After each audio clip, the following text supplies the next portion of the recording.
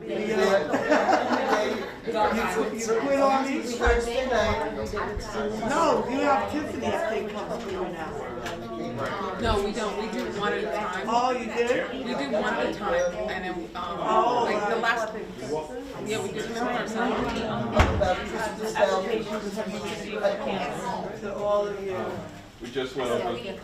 Yeah, when we don't have a quorum, we do what we call straw poll, and then our recommendation is not We just official. went over the field. Yeah. So then we make the recommendation to the board, and say it's an unofficial recommendation, the board will make a formula.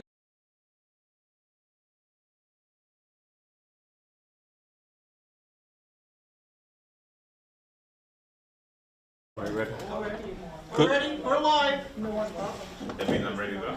We're live. Alrighty, thank you all for joining us. Happy holidays. And of course, we're gonna hop right into it. So we're joined this evening, and first, of course, we want to welcome any representatives from the City Council, of course, our Community Board chairpersons and Borough Hall staff. Thank you all. Tonight, we are pleased to be joined by the Department of Transportation. I know we usually have OEM and DSNY at our December meetings to brief us to prepare us for snow season. However, they are not ready to present just yet. So we hope to have them at our January meeting, but I guess because of climate change, we may not have anything to worry about this December anyway. Fingers crossed. I mean, come on, we had like a 60-degree day. But tonight, the Department of Transportation will provide us with an update on its efforts to enhance mobility and accessibility to Queens residents through City Bike expansion, the upcoming launch of Carshare, and also the current Carshare program. Here to present on behalf of DOT is Stevie Feig and Finlay Scanlon. I hope I said that right. Steve is the project manager for the Carshare program, and Finlay Scanlon is the outreach coordinator for bike share and shared mobility. We are also pleased to be joined by DOT's Queens Commissioner, Nicole Garcia. Welcome. And I want to thank you all for joining us. The floor is yours. I don't know if you want to give some welcoming remarks, and then we'll go hop right into it. Yeah, so good evening, And don't think we're going to stay just on this. I'm sure many other issues will come up outside of shared mobility today. So, chairs, please don't be shy. So thank you, Borough President, for inviting us today, and good evening all, and happy holidays. So we'll just go right into the presentation. As the Borough President said, we're here to give an update on our shared mobility initiatives. So with that, I'm going to turn it over to my colleague, Stevie.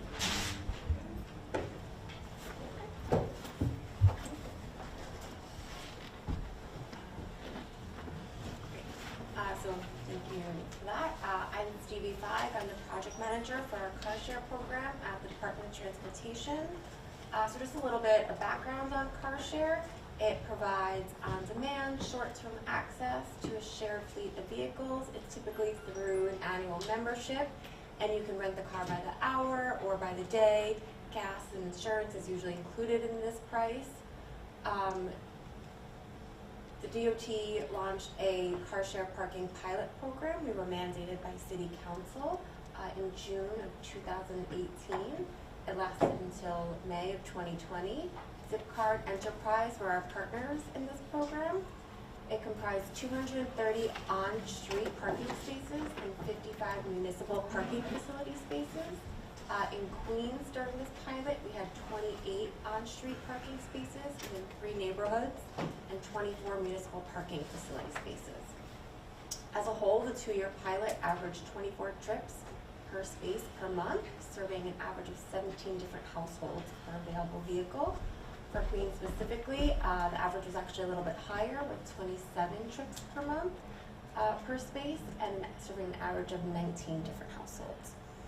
We also partnered with University of California at Berkeley during this pilot, and they ran 3 detailed customer surveys for us with members. And through their survey, they found greenhouse gas emissions and vehicle miles traveled declined 7% and 6% respectively. They also saw through these detailed customer surveys that for every 1 Carshare vehicle on the road, 4 personal vehicles were either sold or not purchased. So for the permanent program, which we rolled out earlier this year, we had 42 selected sites. Our partners in this program I'll back up a little bit. Unfortunately, during COVID, Enterprise left the program and the market as a whole. So when we opened up the permanent program, again, Zipcar was one of our partners, and also Getaround. So for Queens, we have 42 selected sites throughout the borough.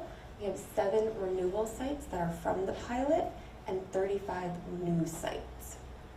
Each site is 2 parking spaces. They're located on the corner on the same block face with regulatory signage for Carshare parking only, and that is the picture below on the left, and the map on the right shows all the sites.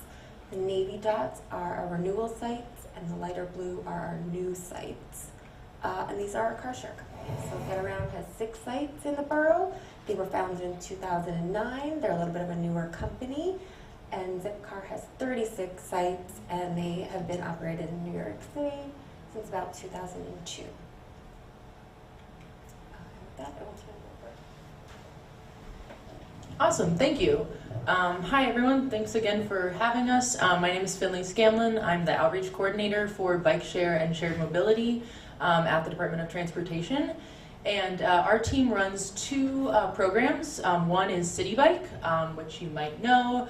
It was launched in 2013 and with a 6,000 bike fleet and 330 stations, primarily in downtown Brooklyn and Manhattan. And since then, we have expanded in phases, as you can see on this map. All that's covered in blue is our current Citi Bike service area, and that includes the Phase 3 expansion zone, which DOT and our operator Lyft have taken on in the last 4 years, ending this upcoming year.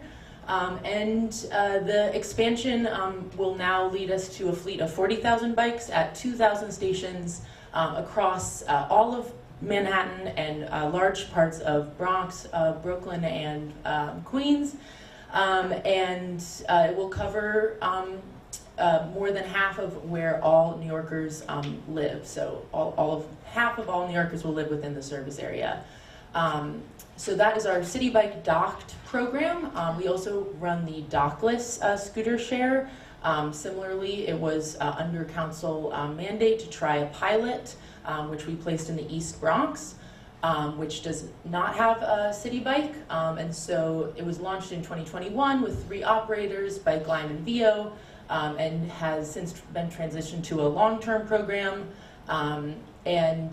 We are now planning expansion into Queens in 2024 with the success of 3 million trips taken to date on 6,000 scooters in the East Bronx. So those are both of our programs. A little bit about Citi Bike expansion into Queens. As you can see here from 2019, that's that Phase 3 expansion. We've expanded into community boards 405, 401, 402, and 403 this year, with some planned installations coming in 402 in 2024 in a process we call infill, which is adding station capacity to existing service areas. So that is kind of where the growth is going. We do not have any further planned expansion for Citi Bike. So for the time being, this is where Citi Bike service will end in Queens. So Citi Bike has seen great success. It's the largest bike share in the country with 200 million, more than 200 million trips to date. On average, every bike that you see is ridden 4 times a day per day for the entire year, which is pretty astonishing. There's 100,000 daily trips during peak riding months, with 155,000 on October 28th. Seasonably warm, but still surprising for the fall. We have 180,000 annual members and 10,000 reduced fare bike share members. So NYCHA and SNAP recipients can get $5 a month unlimited 45-minute rides. All right, so that's a little bit about where we're at with Citi Bike. Our e-scooter share program, as we mentioned, is in the Bronx, but we'll now be expanding into Eastern Queens late spring, early summer with the same 3 participating companies, BOARD, Lime, and VO. Eastern Queens was selected due to kind of land use and density, as well as existing transit and shared mobility access. It's just provides an additional opportunity to increase transportation options and reduce commute times in the area. So a little bit about where we're at with the e-scooter program. So this fall we have conducted on-street outreach in downtown Flushing, downtown Jamaica, and areas surrounding, as well as created an online feedback portal to gather input from the community, both about the program as a whole, but also about areas where they would like to see and not see parking for scooters. So as I mentioned before, our e-scooter program, unlike Citi Bike, is a dockless program. So in some areas, you're able to park it in the street furniture zone of the sidewalk, where the street tree beds are, away from pedestrian travel. But in other areas, especially commercial corridors, we put these painted, geo-fenced corrals to contain the scooters and keep the program organized. So those that feedback portal, you're able to suggest where you'd like to see corrals. We've also done briefings with many of your community boards. We're continuing that work. If we haven't talked to you, we'd love to come present, as well as elected officials we've been talking to since the summer, and other community stakeholders. We've talked to dozens of bids and universities and hospitals and other civics. So if you also know of any civics that would like to get a briefing from us about the e-scooter expansion, we'd love to come talk to you. And then this winter, we will collect and present corral parking locations and additional program details to these same engagement, elected officials, community boards, and stakeholders, and then send corral parking notifications to any adjacent property owners as well as those stakeholders, which we do with Citi Bike as well. And so by late spring 2024, once the program is launched in whatever form it has found itself at that point, we will continue on-street outreach and education, especially about those discount options for low-income residents. So I think that's all we have for today. Happy to answer any questions you might have. Thank you. So I noticed on your map, and I saw obviously scooter share. Can you just speak to where in Eastern Queens? That's abroad. Yeah, and we can pull up the map again. So I'm happy to send you all this map as well. So this to the west is Flushing Meadows. To the right, it does not include Queens Village, but does include Cambria Heights and Laurelton currently. And to the north, Auburndale. yeah, So Auburndale. this is where the program would This is expand. where the program would expand. Yeah, again, happy to send that map around as well. Okay. And then I guess on this question, because we talk a lot, and I live right off of Francis Lewis, in terms of more infrastructure. So what does that look like? How are you complementing infrastructure with Yeah. these e-scooters? So for our portion, our team's portion is the kind of parking role with either placing corrals in areas that require them, or geofencing so that riders must end within that street furniture unit. So again, outside of where pedestrians are walking or driveways. Other than that, we work with other teams at DOT to continue furthering their bike lane expansion in the area. So all scooters must ride in as a bike would in bike lanes. So our role is parking, but we hope that the rest of the agency is doing great work to expand those. And then the selection of where you would park them. How are you coordinating, and who are you coordinating that with? Absolutely, yeah. So we have this portal that you can drop a pin where you'd like to see a Okay. parking corral. Okay. And once we kind of gather all that information at the end of the year, we'll come up with a suggested list of those corrals, especially around downtown Jamaica and downtown Flushing, and then present them again to community boards, council members, and civics. And then on the Carshare program, so just go through the 3 neighborhoods where you had Carshare again. So And I know we were- Far Rockaway was one. Yeah, I so think in that the happened pilot, with the yeah, in the pilot. pilot, we were in Far Rockaway, Jackson Jackson Heights, and Eastern Jamaica. Eastern Jamaica? Yes. And you said you're looking at other expansions? So we've already expanded. You've already We've expanded, right, so yes. further west. We have expanded into, someone has to get the exact numbers. We also, as part of our permit, we gave the Carshare companies 30 days to have their cars in their spaces and marked. We were a little lenient this round with the way we did the signage regulation installation. So as of October 31st, we actually removed a lot of sites because the cars just weren't filled. So where did we see success at on Carshare? I would say the Speaking to the pilot mic, was, please. I'm sorry. Thank you. The pilot actually was a success in Queens. We saw some of our highest usage actually in Far Rockaway, which was a new area for Carshare, and so which is why we're really hopeful for this expansion. We're still getting we get monthly data from the Carshare companies. We've only had about 3 months of full data from the way that we did the installation, so we're working through that data, and we have a good several months we'll be able to share. And interesting, how did you select the e-scooter programs for Laurelton and Cambria opposed to doing the Carshare program, I would say, in areas like Laurelton and Cambria? So those are actually, they're two separate I know programs they're two that we separate, work but, on. So for Carshare, we have pretty strict citing criteria, and we work really heavily with the Carshare companies for citing. So they pick the sites where they see demand and actually unmet demand for the Carshare for their cars, and then they work in accordance with our citing criteria. So we're in non-metered zones, existing parking ways, so not like lanes that can turn into a left parking lane. No back angle parking. We maintain distances 750 feet from parking garages. We maintain 250 feet from schools, hospitals, and whatnot. So we work pretty closely with the Carshare. And then I was interested in sort of hearing, I know we gotta have nuance here, but DOT just made an announcement on daylighting. So interested in how is that working if you're parking the cars at the corners? Yes.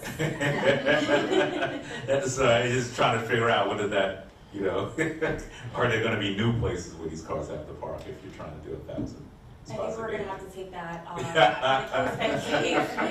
Yeah. Well, that's why we're here to help you think it through. Yeah, But I just wanna so know I should what. also say that if there are sites where you see a Carshare site and you think it's unsafe or there's an issue, that's what we want to hear. We will work to relocate it. If we said this at a lot of the community board meetings as well. If there are sites where you think a Carshare site would work, that's what we want to hear also. Because I think you would probably find volume in Southeast Queens especially, so you think about why Far Rockaway was successful, because it's a desert, a transportation desert.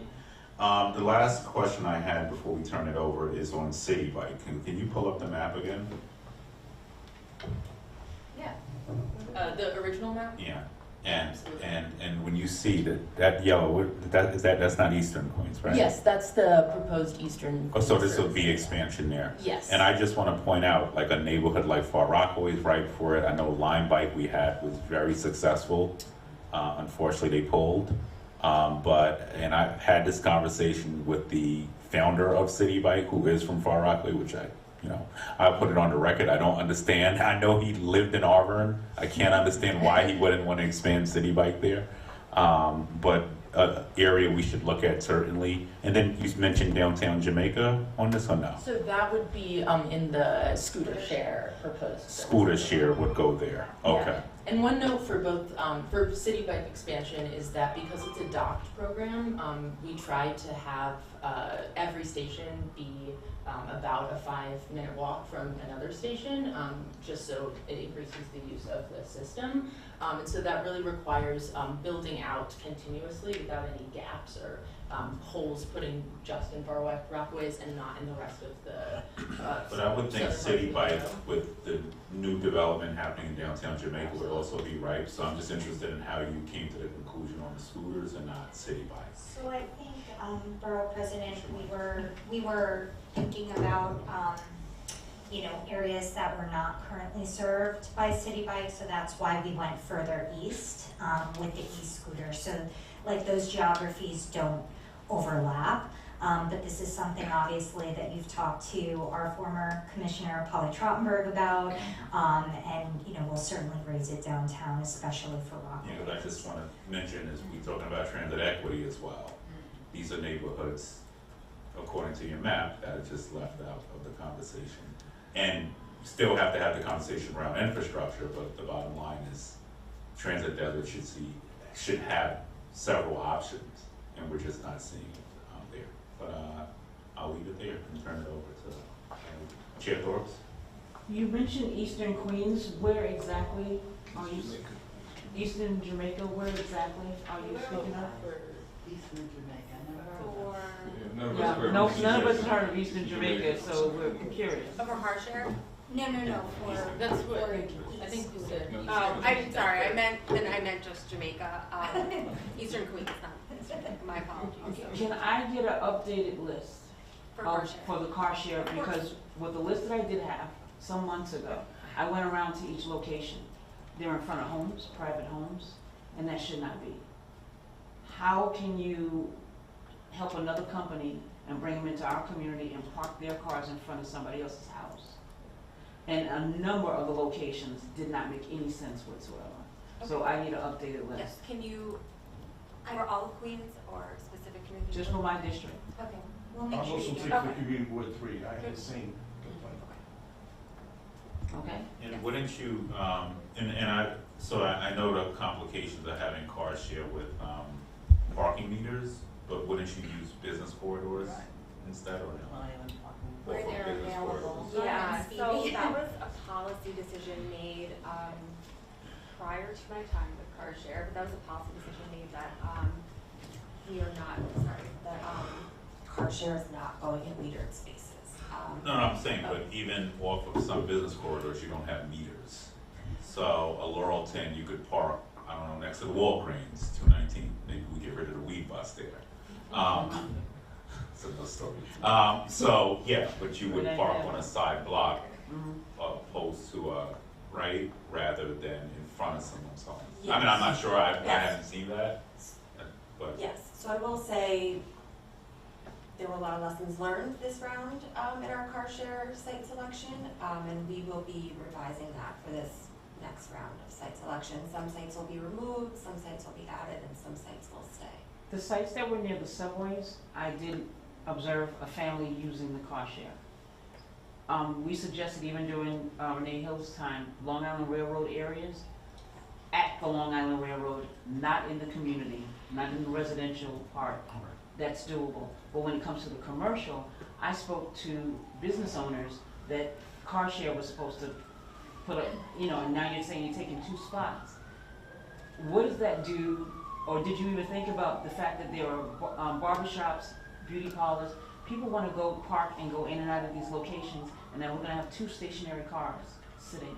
And the store owner that's right behind those spots, they don't know anything about your program. They were not informed. So that's something that I'll take back and we can work on for the next round to make sure that there's larger community outreach. Thank you. And could you do like a mailer to, like, if you're gonna do it, like, I would assume you could pull the list, I don't know, I'm just throwing it out there, or have somebody just drop off a flyer to the local businesses. And yeah, I take that back. Hi. Regarding City Bike, Mike, someone got a. Yeah, we should just put it, We're running out of time. Yeah, Thank you. Sorry about that. just that it's online, so. just for online. For City Bike, I'm in Community District 6. There is nothing. There's no, the feedback is real. We don't have City Bike, and we are looking forward and wanting City Bike. We have ample places to put docking stations without taking up parking spaces. We have a space on Queens Boulevard that's actually recessed in. It used to be an OTB, perfect place for it. We've got a place right near Long Island Railroad, again, near where the old Rite Aid used to be. It was a Spirit Halloween store, that's kind of how things happen. So that would be another place where you wouldn't have to take parking. It's a wide sidewalk. We have the Rego Central Mall, yet we are nowhere even near getting that, nor this. Now, we do have those rideshare problems, and we do have the basic, concerns from community members as far as taking up parking spaces, but we really had no other issues. So I'm wondering why Community District 6 has been left out of any form of plan, with the exception of a couple, I think like 4 maybe, car share plans, and why we're deemed not appropriate for city bike expansion. Yeah, so as I mentioned before, City Bike expansion has to continue from the existing service area. So if we were to expand, 406 is on the top of our list, to be honest, because it would so easily blend into where we already have bikes installed this past summer in 404. I've received actually several emails from high schoolers in your district requesting City Bike. Hot damn. I answer those emails, so yeah, thank you so much for your input. I've written down those locations, and we'd love to reach out and discuss further. And we have those very specific in our budget priorities as far as where we think those docking stations could go. We actually want those docking stations, and the thing is, we have a lot of areas around us, so people dump City Bike because they come in assuming, which I kind of dig because we're like right there. Yeah. And so a lot of times we end up with City Bikes getting dumped in our community, whereas if we had a corral, they could just get there, they could get charged and do their thing. So I appreciate that. Is it also because, is Citibank just not expanding their program? Do we not have a corporate sponsor for the program? Is that part of the challenge? We do have, so it's not a corporate sponsor, it's fully operated Yeah. by Lyft. And so essentially in the contract, we only had a certain amount of stations available, so we planned kind of where to add those on to the existing. There are kind of some leftover docks, which is why we're kind of planning where to go next, and which is why 406 is on that list. Thank you. And the beauty is that we have infrastructure here. Yeah. So Yes, it we just do. feels natural. Thank you. Yes, Frank. Hello, everyone. Good to see everyone here. I represent Community Board 3, which is North Corona, East Elmhurst, and Jackson Heights. I have several questions. I just wanted to piggyback on my colleagues' that question, but which I have on here. Doesn't matter? Keep going. Okay. Yeah, I see. The parking spots are very important for our businesses because in my area, I would imagine just like your area, we got a lot of businesses closed down. After COVID, they didn't open back up. So these parking spots represent business and dollars to these guys. When you stop to get a haircut or shop, whatever, you need a parking spot, you have to use cars. And I'm glad to hear that cars are in vogue again because it seems like the car owner's been attacked here in New York City, which doesn't to me make sense because I'm 61, excuse me. I'm not gonna ride a bike to go to Food Bazaar or the old Pathmark. Why not, Frank? Don't limit yourself. It's just not gonna happen. It's just not gonna happen. I got 61 forces. is young, I I heard. like my force, and I'm good with that, and I can put stuff in there.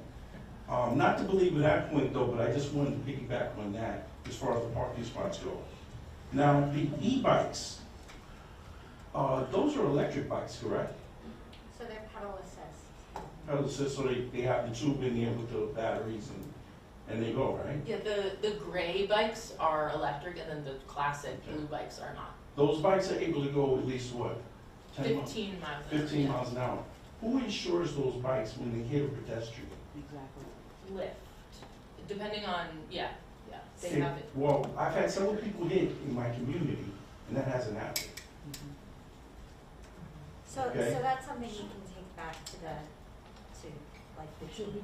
Well, no, that's great, Nicole. I really appreciate that. But these things should be thought out before these things are put on the streets. Because the person who doesn't, maybe not working, they don't have insurance. So you run in, one of these guys run into them, and they break arms, they go to Elmhurst Hospital, and how do they pay the bill? It's not worked out beforehand. That's not right for the community. That, we all had jobs. I'm ex-law enforcement. I have insurance for the rest of my life until I die. A lot of people don't have that, and it's just not fair. It shouldn't be his insurance, it should be the bike people's Exactly. insurance. Exactly. And if you're not insuring the bikes, this is a motorized vehicle that can hurt someone. What happens when they hit a car? Exactly. Then also, the city bikes. Well, we came to Community Board 3, we sat there, we listened, and we gave our feedback back. We did it in writing, in fact. Not to put these corrals in front of single-family homes. Well, I have a whole bunch of them, in front of city, in front of single-family homes. In fact, the late great Helen Marshall's house, there's one in front of her house. The late great Malcolm X's house has one in front of there. Why? I mean, if you have a community that's willing to take these things, let them have them.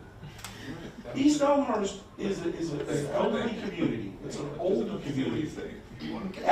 And if you have a bike in that area, if you have a bike in well, I would say North Corona, the same thing, and I'd also say some parts of Jackson Heights, but a lot of Jackson Heights is condos. People buy bikes. They put them in their garage, and they ride them at their leisure. You have all these corrals there, especially on 27th Avenue. If you go down the 80s, you have all these corrals in front of people's homes. Who's cleaning these things? When it snows, if it snows, BP, you're absolutely right about the global warming. You know, so, but at some point in some time, it is going to snow. Who's responsible for cleaning this stuff up in front of people's houses? Sanitation?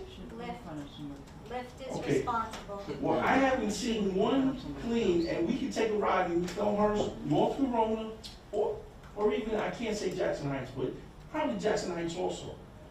Nothing's been cleaned. The leaves, the garbage, the dirt. And when they give out tickets for this, who gets the ticket? Because if the front of your house is not clean, whether it's the street or it's the sidewalk, they give the homeowner the ticket. Has that been thought of?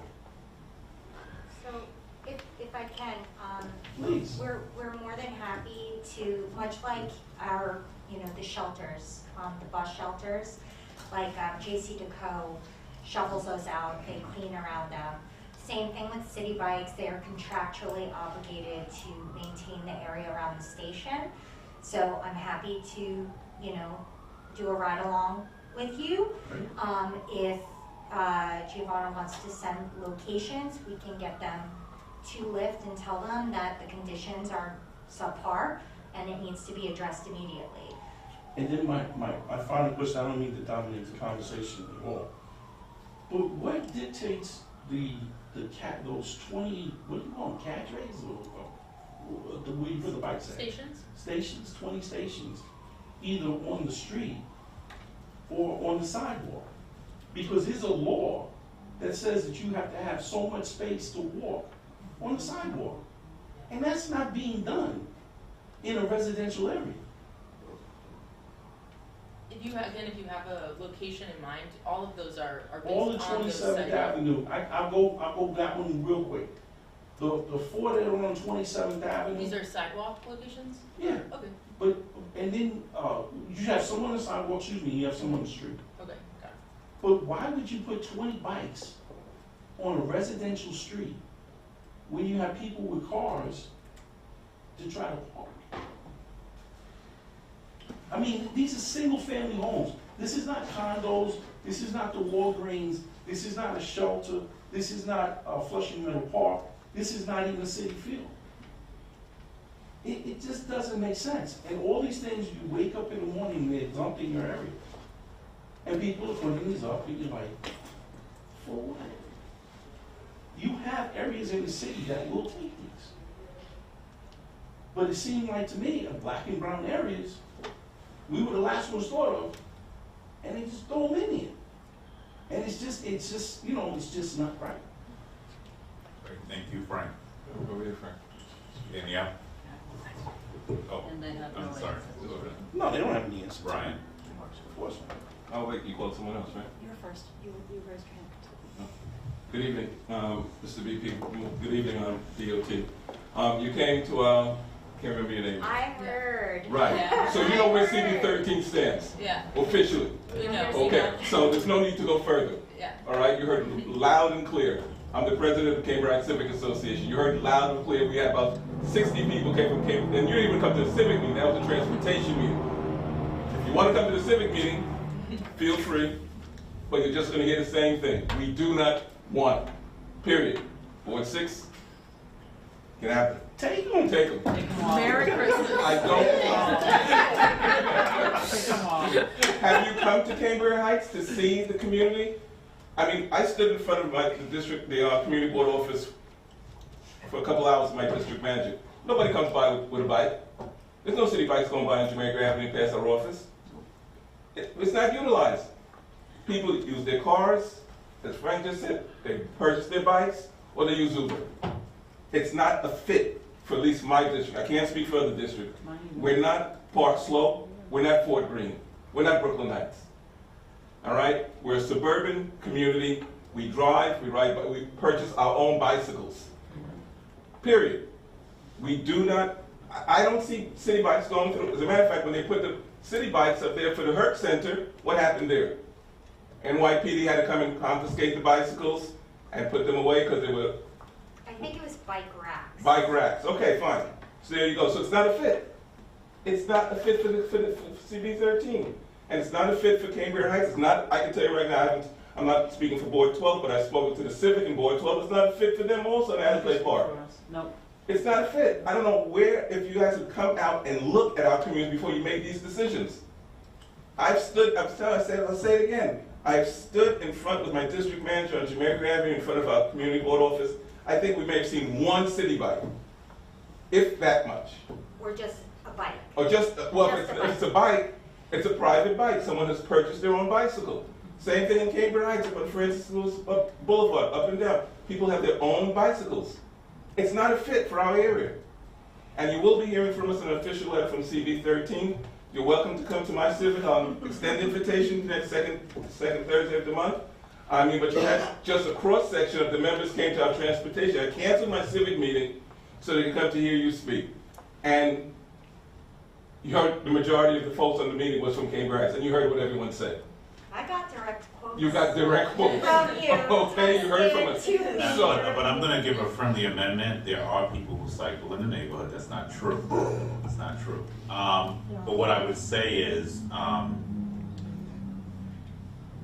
this so this is going to be permanent or pilot? So, And then what does the time frame look like? Because the question is for those who don't have access to buy a bike, that would be the purpose of the program. yeah, So if you can just speak to what are the rates, and then also I guess I would be interested in knowing, we have high schools in the neighborhood. Like some kids may be to actually using the city bike to get to a campus magnet or to get to a Springfield. I'm just saying, I'm just throwing it out there, play the devil's advocate. But the point is, what does that strategy look like? yeah. Because I would say even for us when we had Line Bike and we had heard the same arguments in Far Rockaway, it was one of the most successful programs because you had the kids rather than waiting half an hour for the bus, take the Line Bike to school to Beach Channel up to Far Rock High. So I'm just interested in knowing what's the connection to students and are you thinking of that?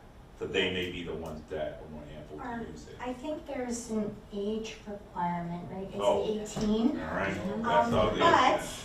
But what I will say is that. So were they using the Line Bikes illegally? No, Line So Bike is City different. Bike is Yeah. different Different from the Line Bike, e-scooter, okay. from Okay. the e-scooter, so they were totally okay Okay, to all right. use it. Okay. In fact, when City Bike first launched, we were getting pictures, and this was before Twitter and Instagram, we were getting pictures sent to us of kids going to their junior and senior proms in Manhattan using City Bike. It was really cute. Don't use the Manhattan word in here, though. Yes, the M word. But what I will say is that when we first launched City Bike in Queens in community boards, first in 2 and also in 1, we heard, and I know it's very different neighborhoods the further east you go, or anywhere in Queens, but we did hear a lot of the same sentiments. We own our own bicycles. I ride from here all the way to Flushing Meadows, Corona Park. These type of shared mobility treatments, they get used. They're designed so that people going from a couple of blocks away or from a train station, to close to their house. So it's really about offering people more options. It's very successful in 2 and also in 1. if the pilot wasn't a success in the Bronx, we wouldn't be compelled to further, bring it to other parts of the city. Don't use the Bronx. I'm just what I'm saying. The Bronx does not. That is why we're doing so much community engagement with the portal. We're coming to the boards, we're open to coming to civics, because we really want to hear from local communities to inform where these corrals need to be, how can we improve them, and if they don't work, where can we modify them to? Like for Citi Bike, everything, those who have Citi Bike in their areas, they always hear about the grid. So we have to have them spaced, I think, 1/4 of a mile or something from each other so that they're a short distance. So it's about the density of the system too, but obviously these aren't bolted into the ground. We're here to get early feedback from you, and we're willing to work with the communities as we roll this out. And let me ask, just going back to the questions around connectivity. So LIWR in Laurelton or Rosedale or Rochdale. I mean, I'm just throwing it, just playing devil's advocate because that's where mostly you may find your clientele, because there's no bus that goes there. So that's why I think, and they're correct, before these things are really put out there, there needs to be strategic thinking and a real conversation with the community. Whether we disagree or agree, whatever, it's besides the point, but if it's gonna happen, at least make it make sense. You get what I'm saying? And no offense to DOT, but just what are the prime locations people need to get to, right? So I think, having community engagement early on is critical for the success of the program. Well, there is transportation to the Long Island Railroad, there is transportation to Rosedale Station by bus, and there is transportation No, to but I'm Queens saying Road. if you live in Cambria Heights, you can't get there, right? If you live near me, you can't get there, right? You would have to take the bus that Jamaica Avenue. So like for me, when I used to have to get on LIWR, I would have to drive. So, but not everybody has the luxury of a car to get to the LIRR.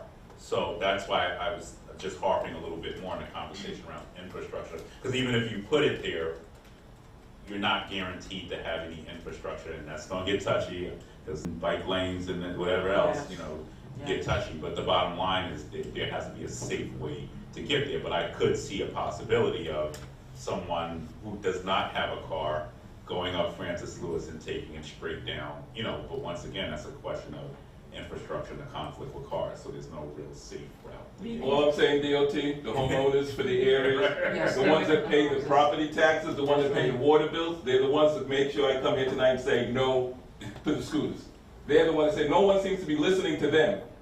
That's what they told me to make sure I emphasize tonight. No one seems to be listening to the homeowners and the property tax folks that maintain the quality of life in the community, and everyone's just thinking of other folks. And we're not Far Rockaway, we're not the East Bronx. Same here, Board 3. Same in Ward 12. Well, Far Rockaway ain't got nothing, so you Well, can't. let me stay in Far Rockaway. Don't say Far. Mr. BP, I got folks out in Far Rockaway, but let it stay there. I'll How do disagree. you open a car door with the scooters? All right, let's not get into hypotheticals. No, it's not a hypothetical, it's reality. If those scooters are on that sidewalk and a car pulls up to park, the passenger, will they have the ability to swing that door open and get out? No. And then how will they reach the sidewalk? You have to back That's a reality. side. That's the question. Do you mean like opening it onto a scooter that's parked on the sidewalk? Just what I said, you park your I car mean, the scooter- you park your car next to the sidewalk, but there's scooters lined up there.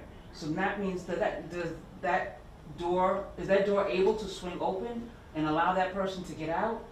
Or they can't now open up that passenger door because the scooters are there? Yeah, good question. Happy to send those measurements. You should, depends on also where you're opening your door. Is that onto a corral or onto a single scooter? No matter whether it's geo-gated in or whether it's anchored down, if there's scooters there, that passenger can't swing that door open. They can't get out. The scooters and bikes are at services, and you getting out of the car. Has that been raised in the That has other not been area? raised in It the has other not been area. raised in the other area where it currently exists, but we can certainly circle back. Great. Danielle. Thank you for being here. So I'm from the western end of the district, CD2. so very happy to have the infill that's coming our way. My question is actually about daylighting. I know the city, the DOT is planning to do, I think, 1,000 intersections. How do we get a say? Or basically what I'm asking is how do I get all of 1,000 in my district? So for the announcement, and I have to double check with our borough engineering center, our leadership, but obviously I think a lot of that is going to be data driven, and yeah, so we will be in touch.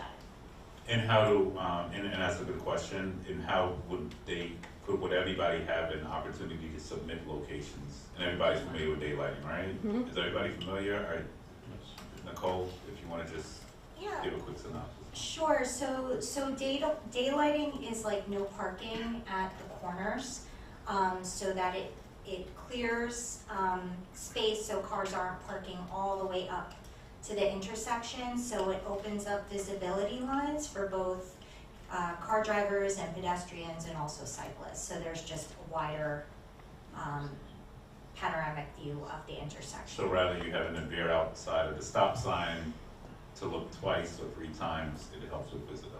Or kind of, Yeah. edge out.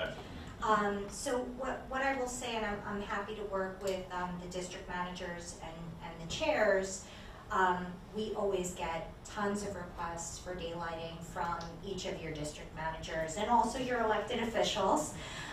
So I'm happy to take kind of locations that might have been requested where we have previously, not went through with installing the signs. If there are certain priority locations that I have to make sure that our borough engineers are aware, please have your district managers send them to your planners, and happy to, take those back to the team.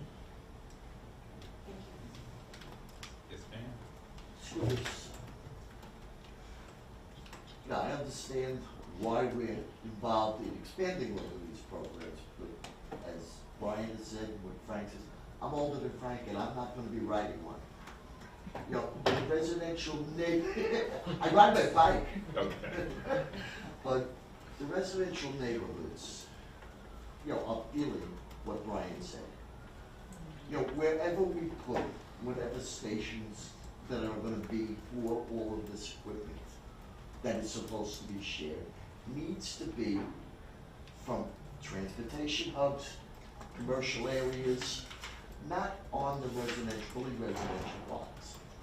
But that's an aside, my question really is with the scooters.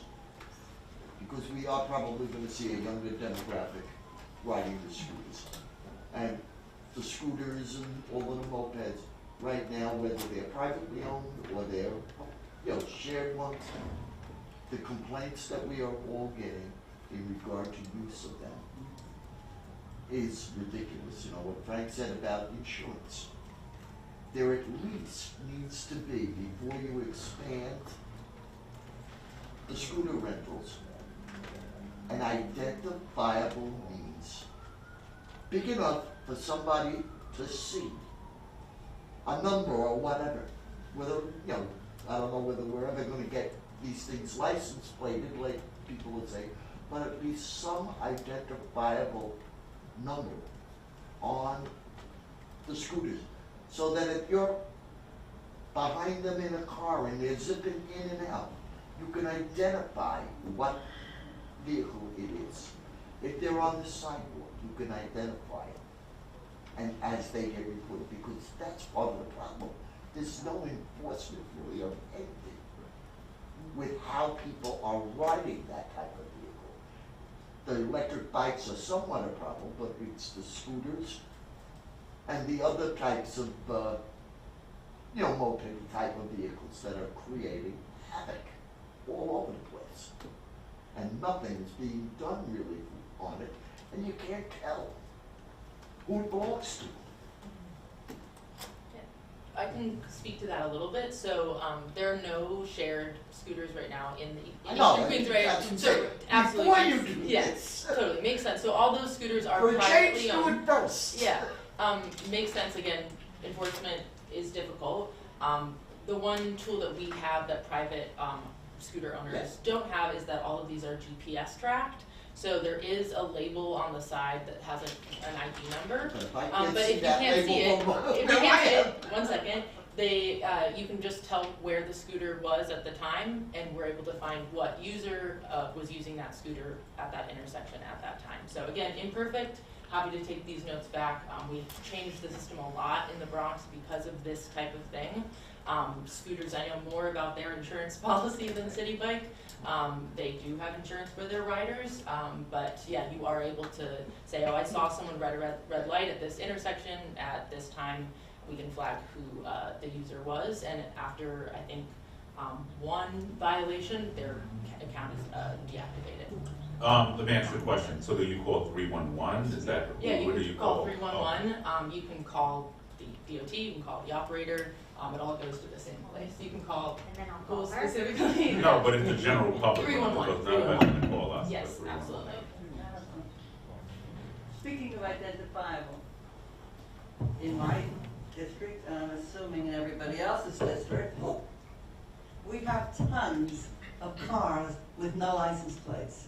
Those can be driven by people who have no licenses, no insurance, obviously no registration, and if somebody is in an accident with them, that person who gets hurt pays, and those people who are using those cars, nothing is happening to them because there's no way of enforcing them except one way, tow them. Let's have a massive towing drive that we get rid of all these cars that have no identification. Well, Martha, if you have that, that's A on serious, us. serious You thing. should not, okay, and here we go. Thank God, Antonio happened to be here. Yes.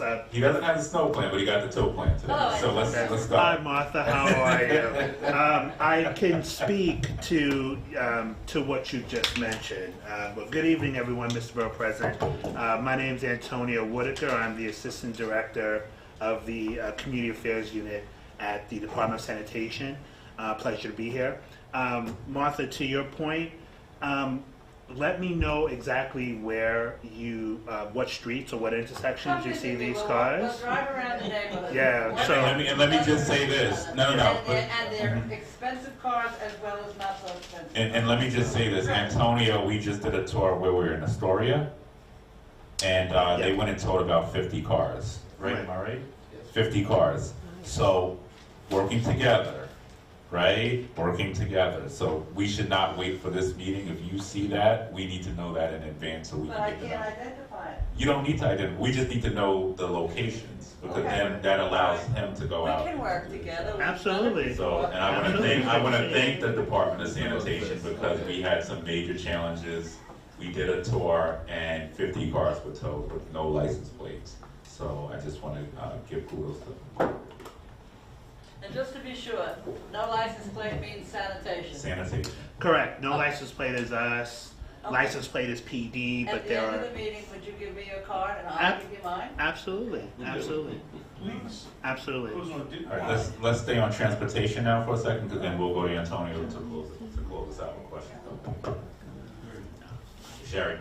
I have the same situation. I just got a call this afternoon around 3 o'clock about a bunch of cars, no license plate, in the same place that you walked with us in the board. That was an issue. Okay. There's a whole bunch. We need them to. They're actually in the process of emailing me the list, the location to get them to. Do they tow the paper plates? We, So that's P- sanitation. What do you do? For the cars that have the paper plates, that's sanitation. That's us. So anything with a license plate is PD, anything without a license plate is sanitation. And I want to thank sanitation because they really came through. That's awesome. All right, any other questions for DOT? Well, you need to go to Cambria Civic, enjoy your night out. I'll talk to you after. Put you up for next. We'll show you love. Most importantly, Tough love. We'll show you respect. But it's a hard no. I have one last question. Yes.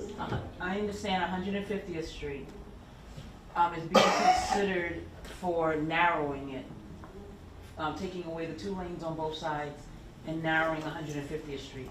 We have a public school on that block, a large public school with a number of buses. And what I understand is on 150th Street that there's some sort of plan for a bicycle lane along Baisley Park Extension on 150th Street. That would be horrific, because during the summer, we park. There's parking from Rockaway Boulevard to the Conduit. Continual events, games, but also most importantly, that school and those buses have to be able to maneuver, along with the parents coming to do their pickups and drops off. We can't narrow that street. We can't, we really don't need that street to be narrow. It would be a major problem.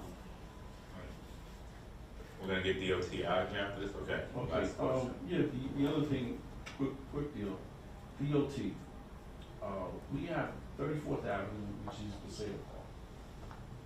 Not mentioning that, not beefing about that. You close down Northern Boulevard to one lane.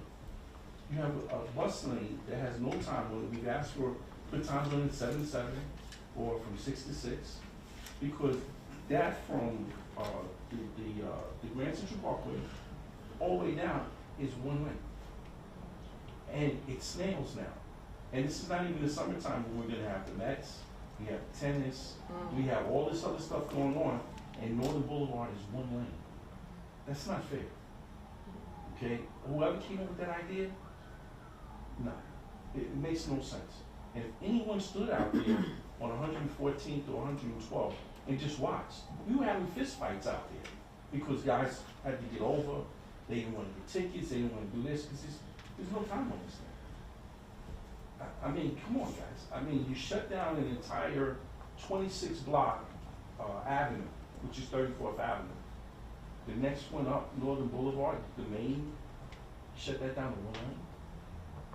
I don't know who's doing what here, but, you know, the puzzle ain't fit. Thank you.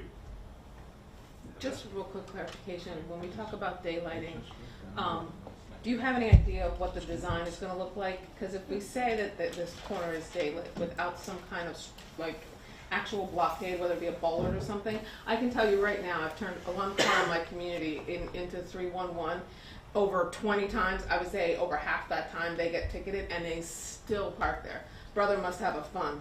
But so that's not working. So do you have some type of a plan to kind of have some sort of infrastructure so that when we say it's day, you can't actually physically park in that corner?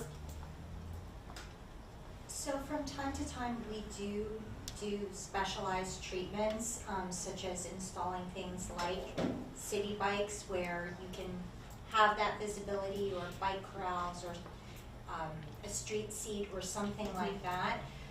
If there are particular locations that are problematic, you know, we'll asterisk it, so Craig will asterisk it, and we'll just say, is there some additional intervention that we can do here?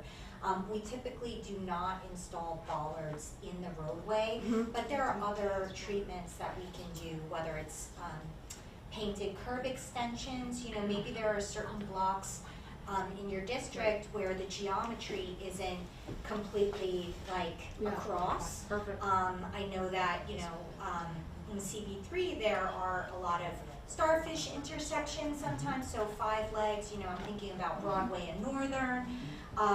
So those are kind of the intersections. It's like daylighting plus might be more appropriate. But again, if you send those kind of sticky locations that your constituents have been asking for, and we have to ask, you know, our borough engineers to take a hard look.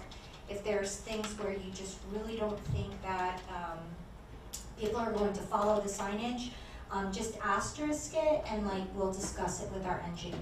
I don't think a single person in my district will follow the signage unless there is something put in their way. Whether it be a beautiful big old pot of flowers that's changed seasonally by some little organization, they will not, because again, parking is really in demand in our community. But we also have a lot of kids and older people in our community, so daylighting is going to help.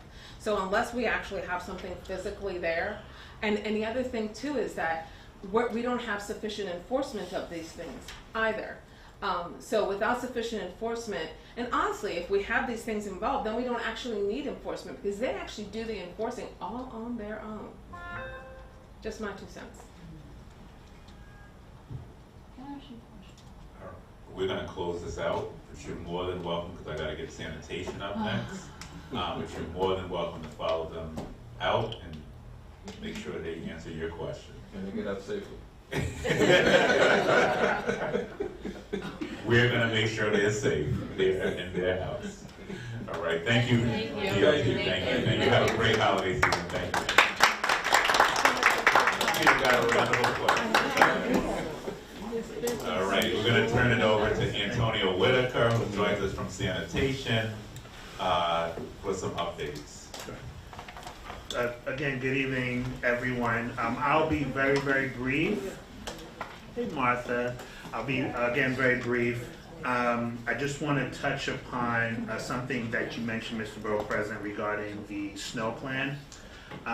This week, City Hall will be hosting a snow plan briefing for the borough presidents and other elected officials and other parties this week. And then later this month, sanitation will be hosting by borough a briefing on the snow plan for all community boards. So that will be coming up in a couple weeks. And I do apologize for not having that ready now, but there was a lot that needed to go into that plan, a lot of collaboration between our agency and OEM and a few others. So we're a little behind, but we're going to get that briefing to you as soon as possible. And that's gonna be a Queen-specific briefing, or that will? So it'll be, yeah, the briefings will be by borough. Okay, So, okay, yes, right. yeah, right. So briefly, I just want to touch on just a few initiatives that the agency is engaged in. A couple of weeks ago, the department put out new guidelines for bulk set-out collection. So if you have a bulky piece of furniture, something that is a little too big to be set out normally, you can set that out on your trash only day. Like if you have an old couch or if you have an old cabinet that needs to be broken down, set that out on your trash only day and we'll take that, okay? Also, in a few months, the department will require all private homeowners and all residences that have 9 or less units in the city of New York to containerize their trash. So this is because this is part of the mayor's effort not only to modernize our trash pickup and our trash system, but also to mitigate the amount of rats that we see on a constant basis. All residents, like all homeowners like yourselves and everyone in your district will be required to put your trash out in containers. We're no longer going to be accepting trash left in black bags on the sidewalk, and that will start sometime in the fall. The date hasn't been hammered down yet, but that's something that we're currently working on. You may have noticed. Yes, sir. Black bags in the container though is fine. Yes, of course. Okay. Right. Okay. Yeah. Well, Just can not. you guys stop throwing the trash cans all over the place? Because I come out my house, I don't even know where mine is. I'm like, what? Can we do like some TLC for trash cans? You know, I came out this morning, I'm like, wait. You gotta put an Mr. BP, you gotta put an And I'm gonna apple tell you the truth. My recyclable can, I used to put my recyclable in there. You guys wouldn't want to lift it. So I come out, I'm like, they didn't take the recycle. So just make sure they're gonna take it. Well, Mr. Borough President, definitely let me know.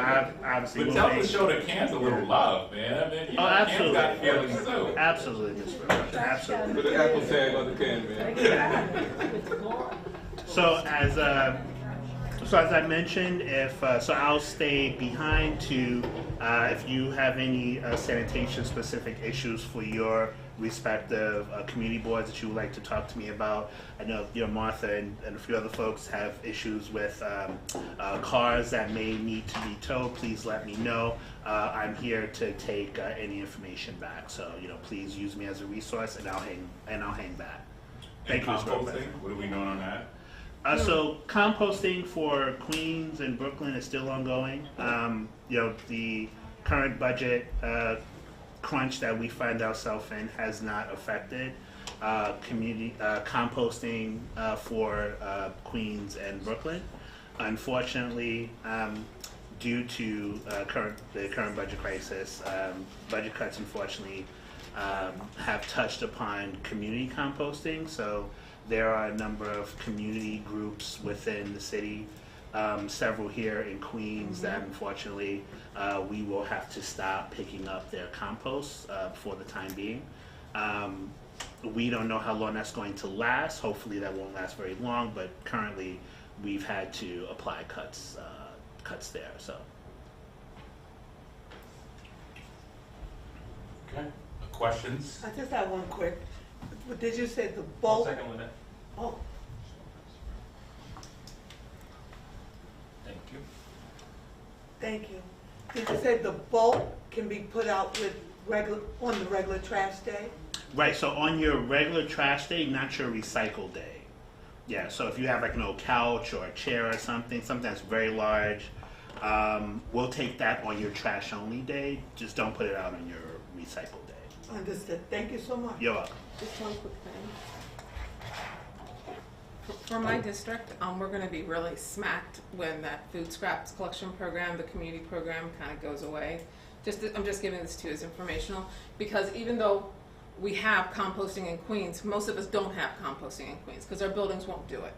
I live in a building 6 floors, they won't do it. They have the container, they use it to store other things, I've seen it, but they won't do it. So most people in our community, in absence of buildings, because there's no mandate to do it, there's, do it if you like, you have a container. Everyone brings stuff to the Forest Hills Green Market, they bring it to Common Point to drop off, they bring it to the Compost Collective to drop off. Otherwise, in our community, a lot of stuff is going to start to go into the trash, and then we're going to start having problems with rodents again. And we've been able to really get that resolved through doing this program. So for our community, we're going to be very impacted because, again, yes, we have composting in Queens, but most buildings act as if we don't because it's not a mandate. And so if we can get it mandated, that would be fabulous. But if in the interim, before we can get to that bridge, if we could have, keep these programs, I know this decision is above yourself, but just as a note to take back, to just know that Community District 6 is going to be dramatically impacted when and if this program does go away at the beginning of the year. Understood, and I'll take that back. Thank you so very much. I appreciate your honesty. And I agree, and we'll be having more conversation through a Q-Swab on that as well in the days to come. They're on it. Yes, I know. Yep, and we'll be rolling out a plan with them, fighting to make sure that we implement things back. All righty, with that being said, any comments, statements, or questions outside of this? Any events coming up you want to mention after Reverend Princess Thorpe has her last question, and then we will begin the close out. Would the bulk trash, can TVs be put out? No. So televisions come under a different set of rules because they're electronics. So the department hosts something called a safe disposal event twice a month. It's usually the last Friday and every Saturday of every month of every clubs. I'll get you the information where you can throw out electronics safely. Oh, can you send that to us as well? Yeah, I see. Like will DSM like pick it up for you? No, you'd have to. So my next question is, why is it that Staten Island has it and we don't? Electronic pickup? Yes. Let me get back to you on that. I know that they did have that for a while. Let me follow up, and I will get back to you on that. Great. So like a mayoral deal. Okay. Any other questions, comments, or concerns? Any events anybody wants to highlight? No, I'd just like to say from Community Board 3, it's a pleasure always to sit here with you guys and, figure things out. Stevie, it's been wonderful, of course you being here because you actually act on things. And from Community Board 3, we just want to say everyone, Merry Christmas, Happy Holidays, Happy Hanukkah, be safe, and until we meet again, right? Yeah. Thank you. I want to thank y'all. It's been a heck of a year, y'all. We got a lot done in Queens this year, a lot more. I truly believe Queens is really leading the way in every facet, especially coming out of the pandemic, and this work is not possible without y'all.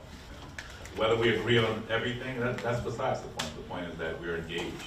We got 1,000 civics in Queens at least. So this is what makes our borough a stronger. So I want to thank each and every one of you. Have a great, great holiday season. I can't wait for mine to arrive, but it's been, I'm not going to lie, it's been a tough time over the course of the last month or so. Just trying to hold everybody together with the war, with the conversation around hate crime, and just trying to hold it all together. So I just want to end in saying we are stronger together. Let's go into the new year with renewed faith and work to really continue to hold and to cherish what is really special here in our borough. And that's every corner of this borough. So thank you all. Have a great, great, and safe, most importantly, safe holiday season. Thank you.